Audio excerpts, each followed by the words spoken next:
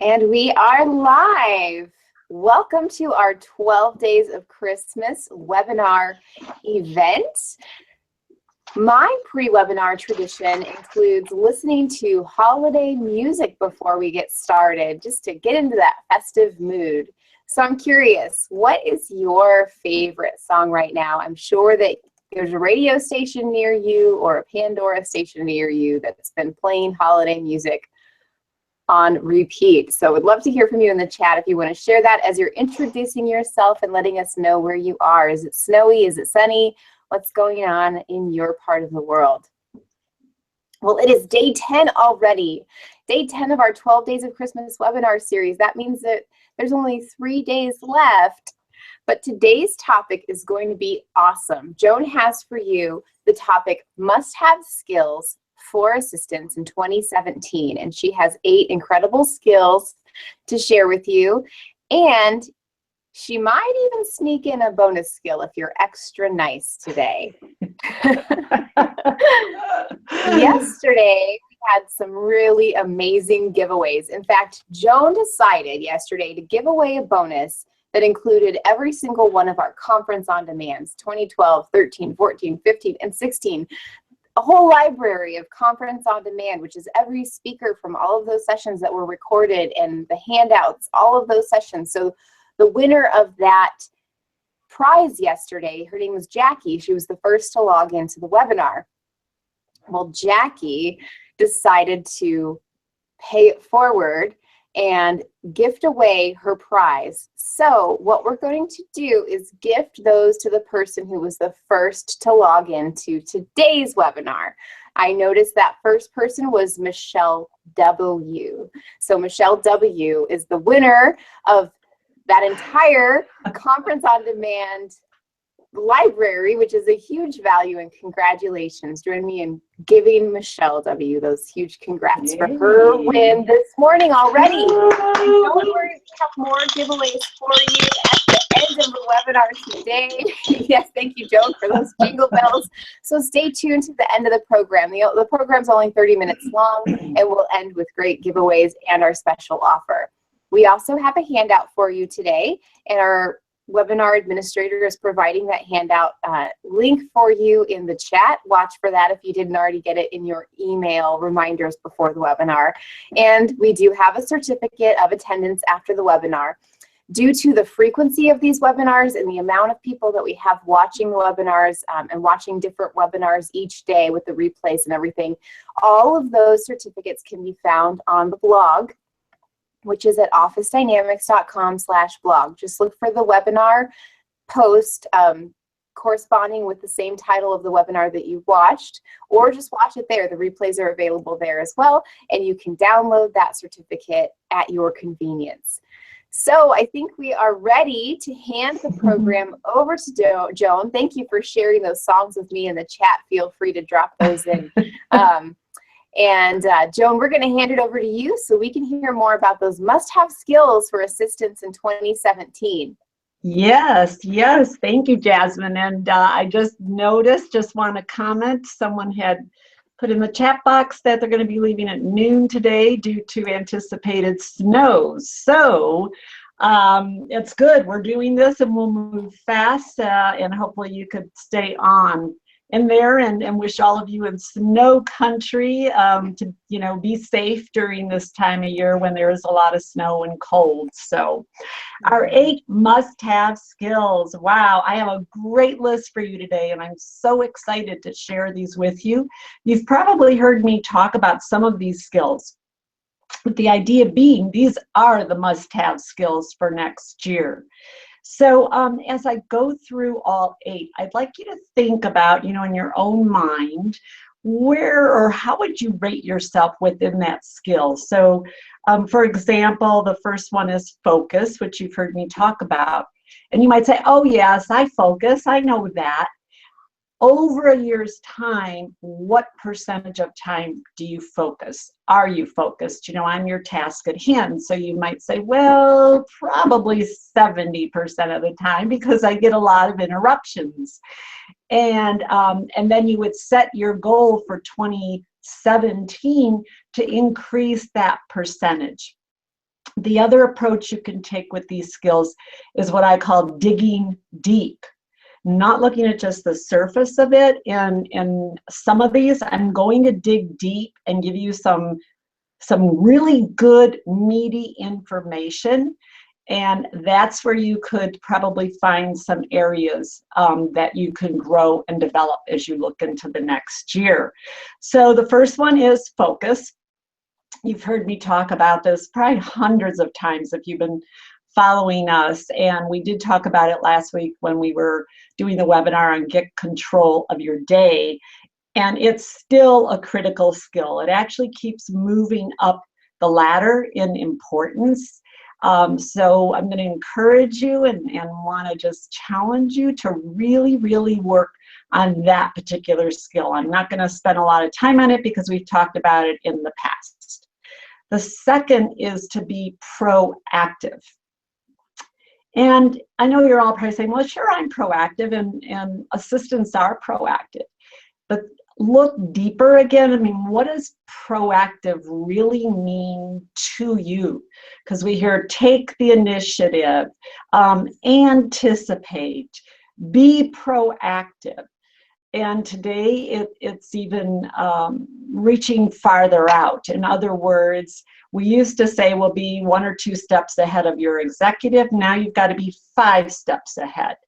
Proactive means to when you see something, when you see that maybe there's a particular process that is really taking up a lot of time, even though you love that process for years, it's saying, you know, that process really doesn't work anymore for us. And being proactive in coming up with a new process, a better process, or streamlining a process. Proactive is, if you know, to be able to anticipate what situations might occur for your executive or within your department or area. Don't wait till they occur, but to be, again, the one, kind of, you're the leader, is what proactive is. When I think of being proactive, you're a leader. You're demonstrating those leadership skills. You're not a sitting duck. You're not waiting for things to happen to you. You're the one actually, you know, advancing and going first.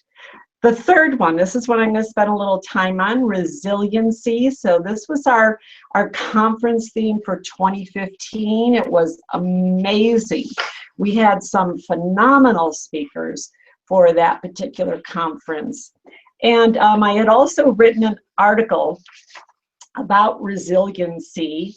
And so I'm just going to share the important pieces here. So first of all, I thought you'd want to know why.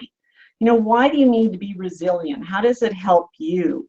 So the benefits to you, if you can develop truly being resilient, you bounce back faster after a setback, which is really important.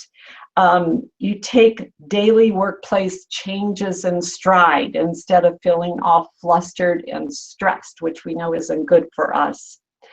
You'll use resources effectively, especially when you're faced with a problem.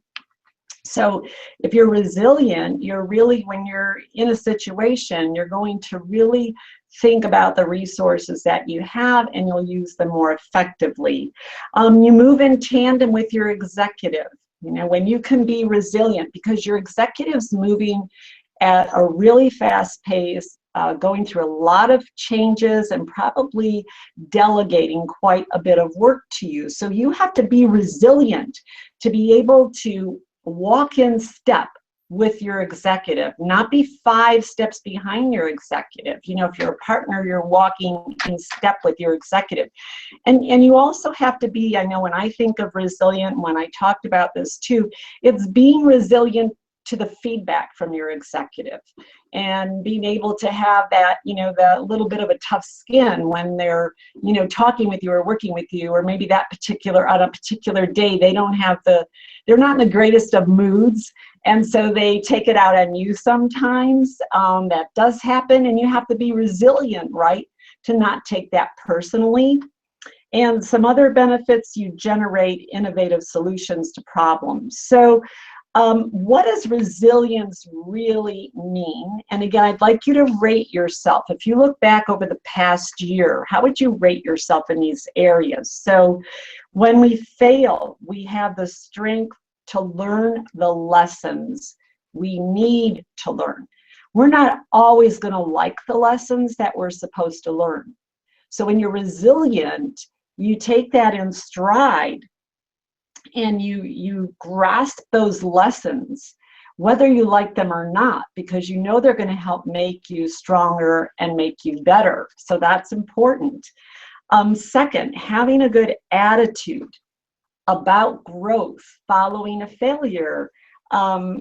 Well, first of all, hopefully you are having some failures. And that might sound really strange to you, but if we don't fail once in a while, then we're probably not really stretching out of our comfort zones, trying new things, trying different things. So when you're resilient, you have that good attitude that even if you didn't do something exactly the way you have that afterthought and you realize, wow, I didn't make the best decision on that, but you have a good attitude about it and you move forward.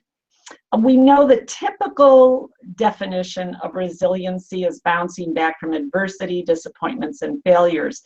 But here's something I bet you didn't know. Resiliency means to operate on all cylinders as much as possible and not just in a crisis. So when you're resilient, thinking about your day-to-day, resilience isn't only when there's a crisis or only when your day doesn't go right. It's being resilient every day to keep up with the pace of work and the workplace and the demands that are put upon you. So think about how can you become, more resilient? Where can you be more resilient in the new year? And that's a skill set that I know is going to be with us for forever, probably, really, because we need to be resilient in our personal life and our professional life. The next skill, let's see, we're on number 4. So we've covered so far. Number 1 was focus. Number 2, proactive. Number 3, resiliency. Number 4 is revolutionary, and that was the theme of our 23rd annual conference for administrative excellence this year. Another amazing theme, and not because I came up with the idea. It's just amazing in terms of having to be revolutionary today. And you might be wondering, well, what does that really mean to be revolutionary? Many of you ever really thought about it? And if you have ideas, put them in the chat if you want to share what you view as being revolutionary, but how we described it. I'm not going to go through all of our definitions. I have 4 that I want to share with you. It means to take intelligent risks. Revolutionary people are risk takers. Administrative professionals tend to not be high risk takers. And that's a skill. That's another skill set for you to develop. Learning to take some risks. A risk might be having that courageous conversation with your executive, that uncomfortable conversation. That's a risk because you're not sure how it's going to turn out. Another part of revolutionary is to be an advocate for change instead of resisting it or instead of lagging behind. So when you're revolutionary, you're the one that is creating change. Again, you're coming out with the ideas. You're trying to disrupt the status quo in a way to maybe get people's attention, but it's all positive. It's not something you do in a negative way. Also for revolutionary, leverage emerging technology. I really feel strongly about this one for you as assistants, because I know a lot of executives rely on their assistants to help them with the technology, right? People tend to see you as the troubleshooters, but also on the positive side, really knowing the technologies that are out there, the apps, the different programs that are available that are going to make your life easier, help you and your executive. Maybe, you know, there's project management technologies that are out there. And in fact, at our conference this past year, we had Tess, Jasmine, I'm going blank right now. Who was Tess with? Tess Vismal. Yes. Vismale. She was our speaker. Yeah, and she went through an array of apps in a very short time with our audience. To be revolutionary also means to create opportunities instead of, you know, waiting for them again to come to you. You're the one that you're creating the opportunities. So how do you become revolutionary as an assistant? And again, if you just want to jot some notes down, I'm going to give you a few key ideas. One is to listen to your revelations. I talked about this at our conference. And I love this one because I can relate to this. And what's interesting about revelations, they come when we least expect them. Like when you're in the shower, when you're maybe driving somewhere, maybe when you're at the supermarket, you know, this idea pops into your head. And a lot of times we ignore those though. So to be revolutionary, listen to your revelations. If you get ideas, great ideas for an application, something you could do to improve the situation at work or whatever, improving maybe even your relationship with your executive. You need to know when to listen to that revelation. Number two, I love this. This is a good one for you. Look at what is missing. That's a great way to figure out how to be revolutionary. That's what happened when I started Office Dynamics in 1990. I saw this huge gap. What was missing was meaty, great, in-depth training for administrative professionals. I have been an assistant for 20 years. There wasn't anything out that had real depth to it. Yes, I did go to some one-day training programs here and there, but I saw there was a gap. So you might say, well, how do I do that? Well, here are some questions. What is missing from your workplace? Look for that gap. What is missing? Maybe you feel what's missing is team spirit in your department. How can you help create team spirit? What is lacking in your relationship with your executive? Most assistants feel that communication is a huge area, that what's lacking are the deep conversations, not just the the day-to-day task list. So if that's missing, be revolutionary. Start to create change in that area with your executive. And another question you could ask is what just plagues you? You know, what do you struggle with? And can you come up with an idea? And probably if you're struggling with it, other assistants in your company are also struggling. And you could share your ideas with, your peers.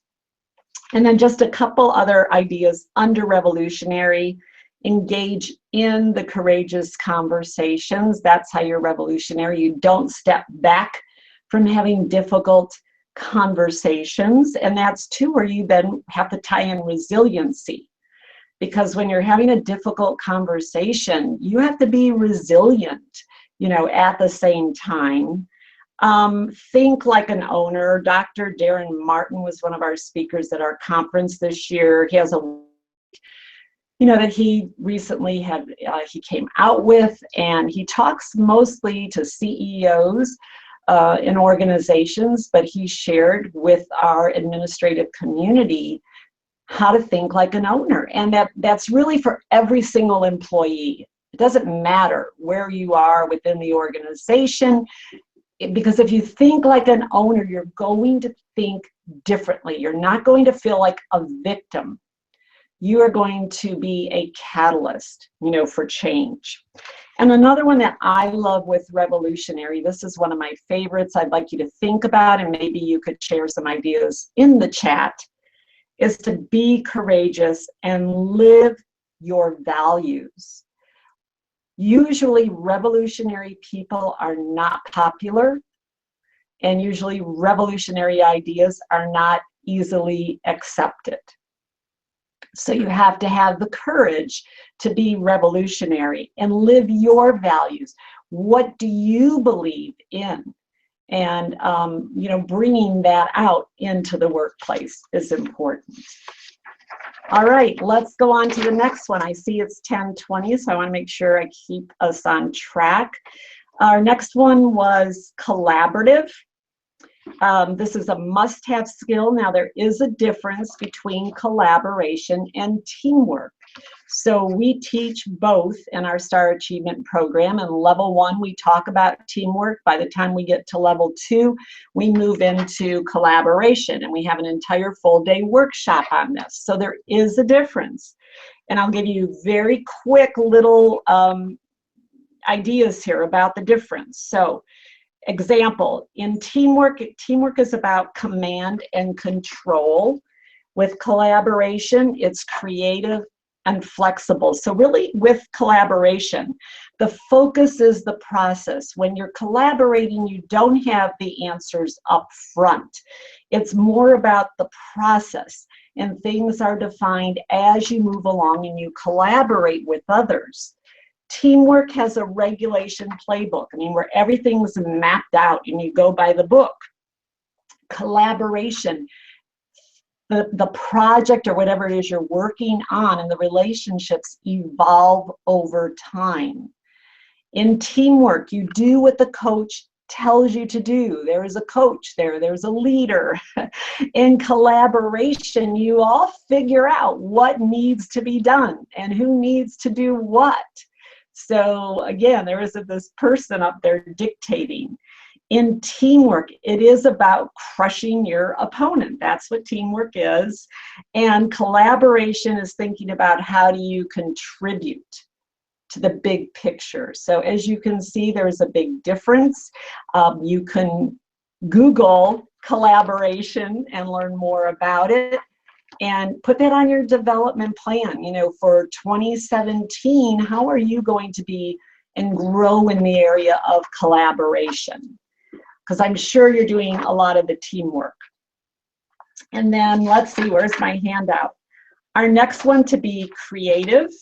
And really, if you want to add the word thinker, to be a creative thinker. And we have a whole chapter on this in our Who Took My Pen book. So what I'm going to share with you really are just what we call bonus tips. So in the Who Took My Pen book, we end each chapter. We have a super secret summary up here and then a place for you to write, but there's bonus tips. So here are some bonus tips on being a creative thinker.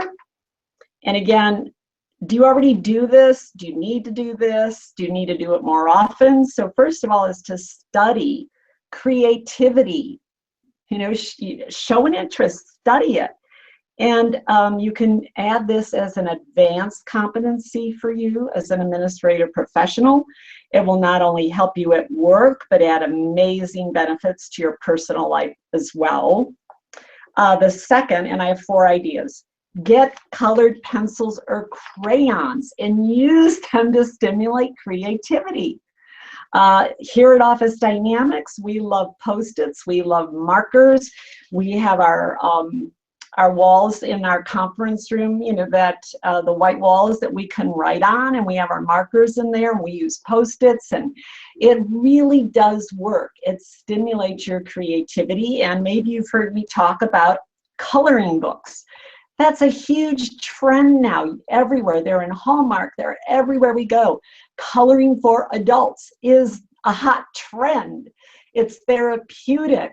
I do it, I color a lot in the evening and my mind's really relaxed. And as I'm doing that, I'm kind of thinking of other things. It's called free flow thinking. When you're in a free flow state, that's when you come up with creative ideas.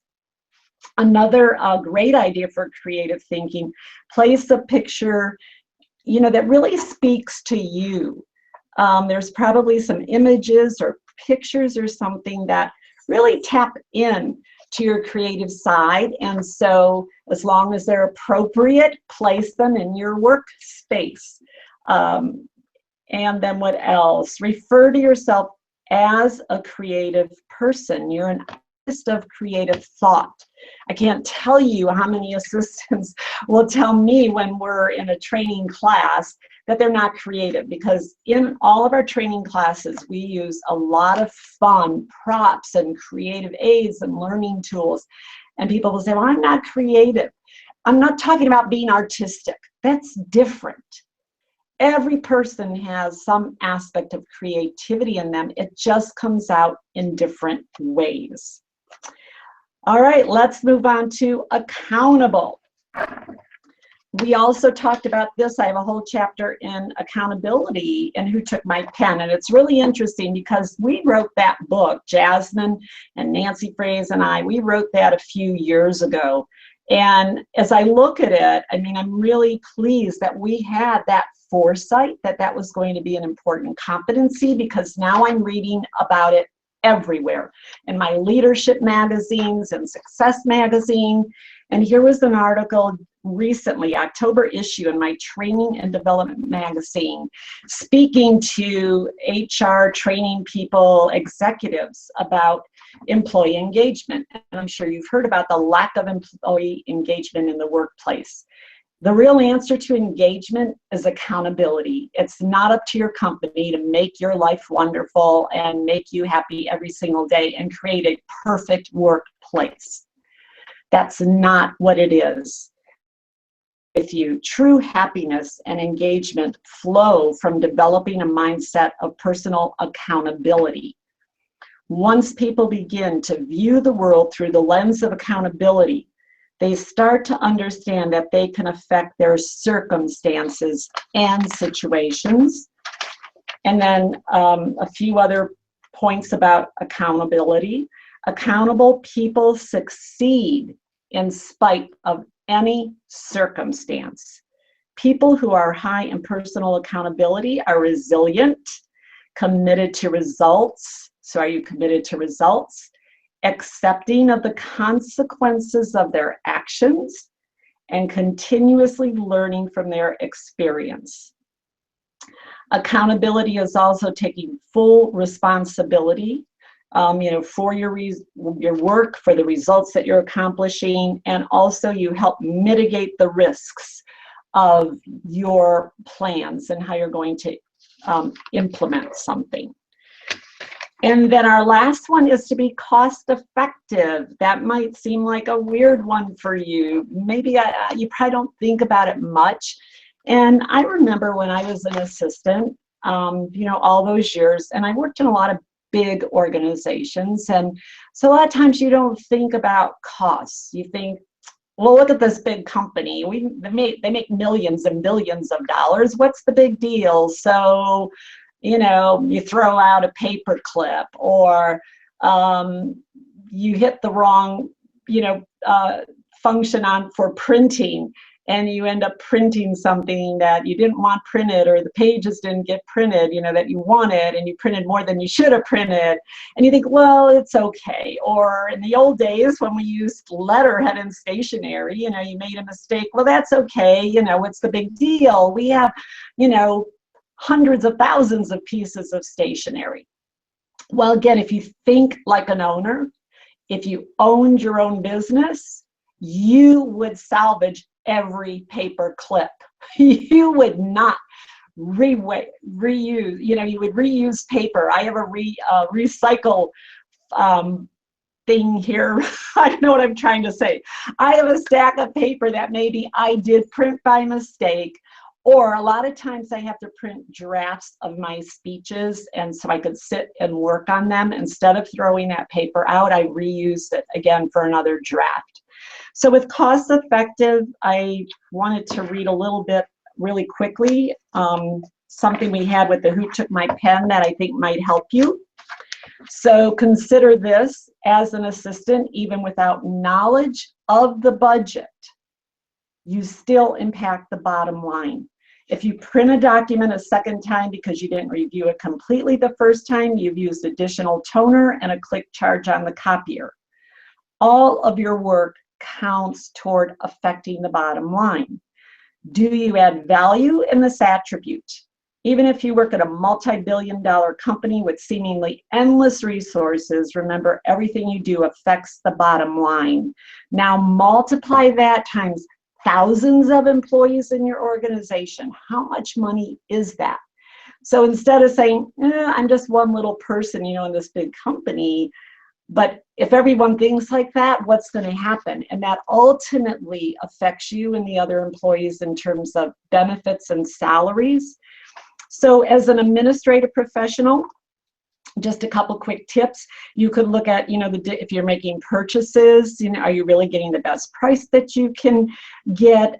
Think about how little stuff adds up. I remember very quickly that in 1999, when we used to give out an award to administrative teams called the Rising Stars Award. The team who won that award in 1999, they were from Dow Chemical Canada. They had saved their company $1 million. And I think it was 1 year to 18 months max, $1 million. It was a group of 36 assistants who put their head together. It was things like going through supply cabinets and realizing, well, in this other department, they had, 50 binders that they didn't even use that were just sitting there. And another department, instead of ordering new binders, took their binders. So I believe I do have a surprise skill set that's not on your list. And if you want to jot this down, definitely for 2017, it's thriving in a world of acceleration. So our theme next year for our conference is the accelerated assistant. And it really is a skill that you need to work on and develop. How are you going to thrive in this world of acceleration? So that's it. The 8 plus a bonus must-have skills for 2017. Wonderful, Joan. Wonderful skills that you shared with all of us today. And I think that the chat was just phenomenal as well. So be sure to check out the blog afterward and check out the chat archive if you didn't follow along with that today. So Joan, really quick, can we just take a look at your sweater? Everyone's been asking, what's on your sweater? Can you give us a... Oh, there we go.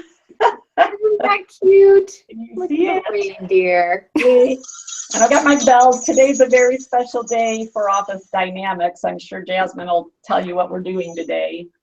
Yes, it is a really special day for Office Dynamics. Sorry while I get situated here.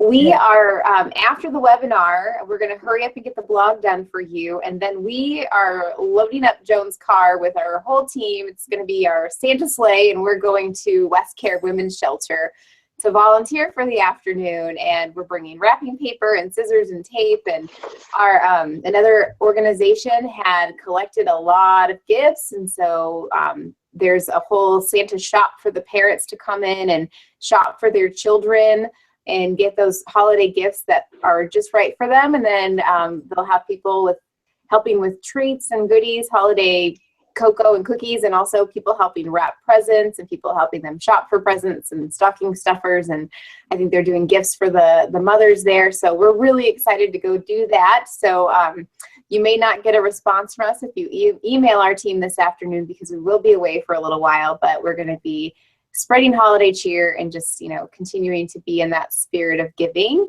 So we're looking forward to that. And we're also looking forward to doing our giveaway really soon here, but we want to share with you our special offer for today. And I'll ask the webinar administrator to help me with links. Brian, if you can help with that. We have this 3-book bundle that is all of Joan's books: Become an Inner Circle Assistant, Underneath It All, Who Took My Pen Again, which Joan talked about, and her online learning program, Managing Your Executive's Day. All of that, the Managing Your Executive's Day program alone is $99, and each of the book is $20. So you can see there's a huge savings there. They're only $35 for the entire bundle, and that's good through tomorrow, December 16th. So Brian just shared that link with us in the chat. And then if you already have Joan's books, we have 2 options for you. The first option is just get the bundle and share the books with your friends and enjoy the online learning program for yourself. But if you're not, if you're on a budget or you're looking, you don't have anybody who doesn't have the books around you, then we did go ahead and offer Just Managing Your Executive's Day. It's a $99 program. We reduced it down to $20. So if you go into our shopping cart, or Brian will also share the link with you in the chat, and you find that program, just put it into your cart and the price will be automatically reduced to you through December 16th. That'll be available. So be sure to take advantage of whichever offer works best for you. And of course, it is that wonderful time. Yay!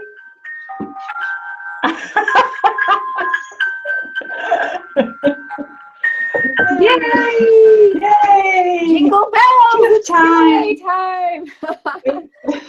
Today we are giving away 5 programs, 5 of the Administrative Excellence must-have skills for today's Inner Circle Assistant. It was a recorded webinar. The value is $49, and we're going to give 5 of those away. So let's see here. We're going to check in the room. We have 652 people, it looks like, live in the room with us. And Mercy is our first winner. Mercy, your email address starts with MEAE. So when we're looking for you later, Mercy, you're the first winner of that program. Deborah, and it looks like I have a Yahoo address for Deborah. Her address is PCR. That's what it starts with, PCRC, and you registered under the name Deborah. So Deborah, you're our second winner.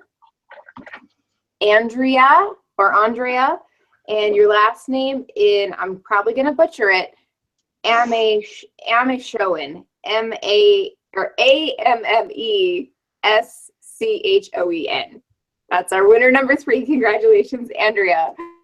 And let's see our next 2 winners. Carlina Grandy, Grandey, Carlina Grandy, congratulations. Yay! Yay! And our 5th winner is Lansey Middleton, and that's LANSEY, Lansey Middleton. Congratulations. Now I'm going to survey you. Do you think we should do 5 more? Are you game to stay on for just a moment more to see if we can do 5 more winners? Give me a quick yes or no in the chat. I'm sure you're going to say no, right? Where are they? I'm not seeing them. You want 5 more gifts? Yeses. Okay, hang on. Hang on here. We'll go back and see who's in the room, and we will give 5 more winners the Administrative Excellence Program. And the chat's going really fast. I bet it is now, right? And Ann Barnett, BARNET. Ann Barnett, you're our first bonus winner. Tasha. Yay. Tasha, it looks like your last name is Woods, LK Woods. You are our second winner. Hannah, your name is in all capital letters. MECEDU is what your email address begins with there. Hannah is our 3rd winner. 4th winner, Kenda Esther. Kenda.Esther is the beginning of your email address, so congratulations. And our 5th bonus winner is Deanna Malstedt, MAHLSTEDT.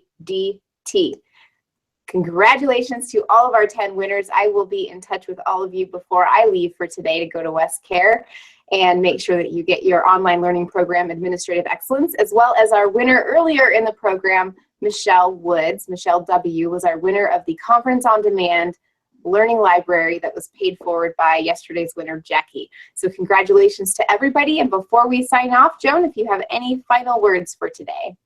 Yes, to answer a question that came up, it had to do with, can I purchase all deals of the day at one time? And yes, the answer is yes. Correct, team? Absolutely, yes. Yes, they're very good. And so that was that, but just hope everyone has a wonderful day. Again, stay warm, those of you in the Midwest, and or it could be also in Denver, who knows? But anyway, stay warm, stay safe. Hope you have a fabulous day. And that's it, Jasmine. How about you? Okay, wonderful. Well, we will be back tomorrow for our next webinar, Mastering Exceptional Self-Leadership. So we hope that you join us. Tomorrow is Joan's last webinar with us during this December 12 Days of Christmas series, because she is taking off for some holiday fun with her family. But on our final day, Chrissy Civic will be joining us this Friday. So just a little heads up for all of you there. We hope we see you tomorrow at Mastering Exceptional Self-Leadership. Goodbye. Bye.